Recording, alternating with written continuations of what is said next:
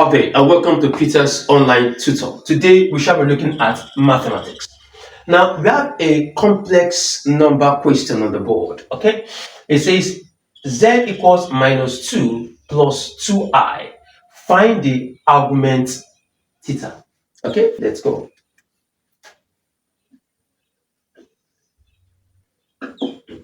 Now, in a case like this, the question is z equals minus 2 plus what? Plus 2i. Okay, remember that what? A is minus 2. Okay, A is minus 2. That is the what? The real number. All right. YB is equal to what? YB is equals to, of course, plus what? Plus 2. Okay, in the case like this. So like this now, in which my A is less than 0 and my B is what? Is greater than 0.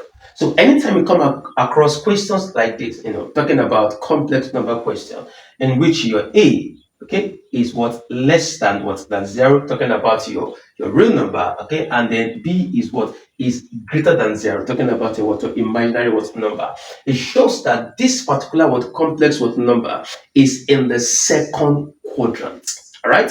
Now, since it is in the second what? Quadrant, my theta then will be equal to what? Pi minus the tan inverse of b over a. Don't forget. Okay, my argument is equal to what? Pi minus tan inverse of b over a in a case like this. So if it satisfies this particular what condition, of course, it's going to be in the second what? Quadrant. So let me put it here, second quadrant. Okay, so we have a lot of what conditions. Okay, now the condition is what tells you the particular quadrant where the complex what number is found. Is that understood? So from here now, what do I do?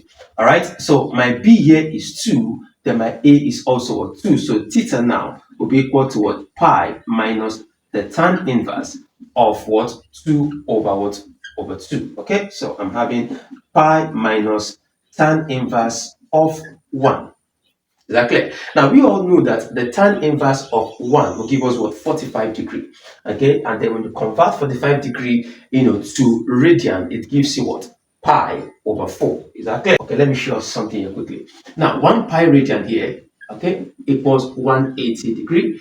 Okay, then how many pi radian will give us what? 45 degrees. So here is 45 degree. So we cross multiply. Okay, so I'm having 180 with x.